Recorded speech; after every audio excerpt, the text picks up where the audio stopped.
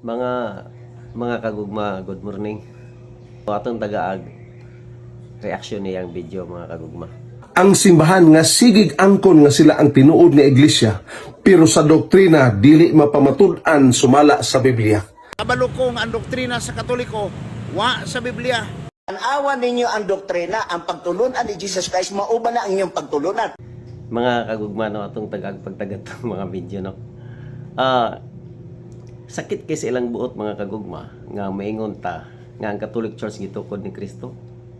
Maingon sila sige lang mo pangangkon. Sa pagpangangkon nga mo gyud kamaturan bisan pa ang mga Biblia o standard references nimi pamatuod nagkahiusa sa pagpamatuod. Ang tanang references standard references history mga encyclopedia nagkahiusa sa pagpamatuod nga ang Katoliko mao gyud ang gitukod ni Hesus Kristo. Yang sakit kay na sa ilang buot.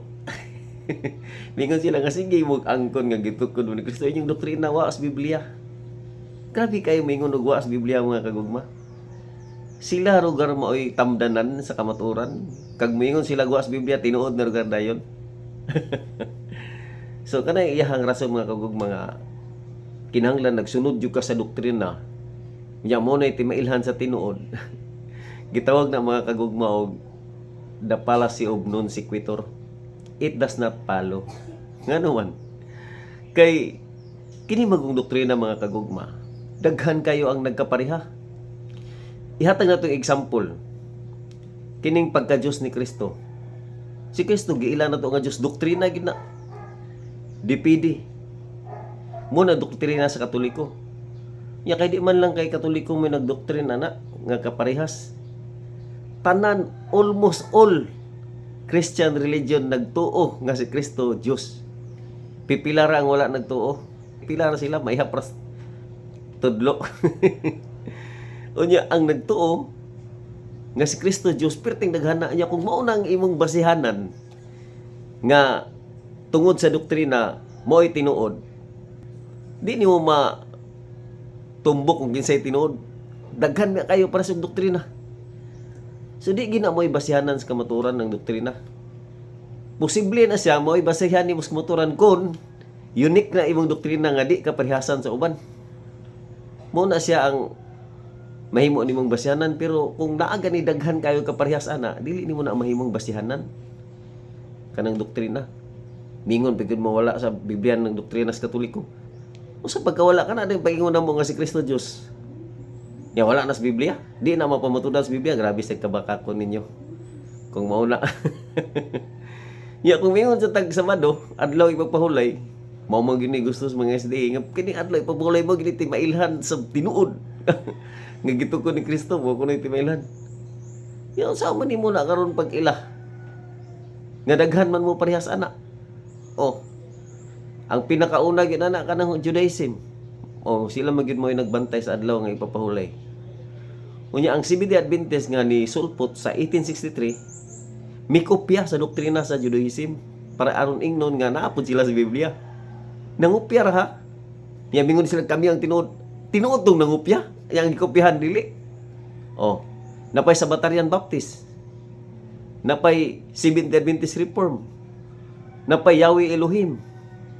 Yahushua HaMashiach. Puros na sila nagbantay sa adlay papahulay nga Saturday. So dili nimo na magamit nga rason nga mo'y timailhan. Ang timailhan jud sa tinukod ni Ginoong si Kristo mao ni si Kristo jud mismo mo'y nagtukod. Walay laing tawo nga gisugo. Nga mingon nga ikay tukod ha niya ang ipangkon din Kristo wala. Wala niya sugo si Ellen G. White nga pagtukod kag Seventh-day Adventist Church niya ipangkon ni Kristo wala. Walay si bisan kinsa nga gisugo kay si Kristo mismo ang nag-ingon.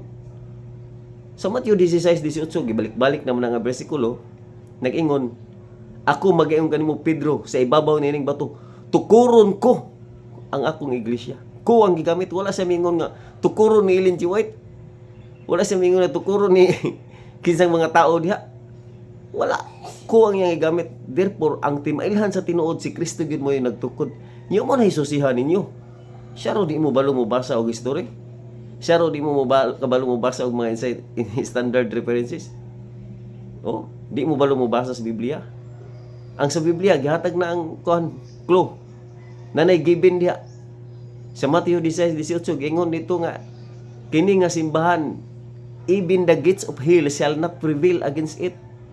Dili makaguba bisan panganghaan sa impierno. Oh. Gamit ang inyong sentido komon. Unsa man ang pundok nga diha na sa panahon ni Ginoong Kristo nga hangtod karon ni apa. Kay di man maguba. Si Kristo mingon, I will abide you always even unto the end of the world. Oh. Siya maguban-uban, subot pasabot kini iglesia nga gitukod sa Mateo 16:18, dili maguba, indestructible. Mao na ang given. Unya, imo rin ang gamitan og sentido komon. Common sense ba unsa man nga pundok? Mao ba ning pundok nga dibuto sa 1863? Mao ba ning pundok nga gibuto sa 1914? Mao ba ning pundok nga nibuto sa 15th century? Dili oy. Nibuto sa 15th century niya si Kristo namulong tuig 33 first century.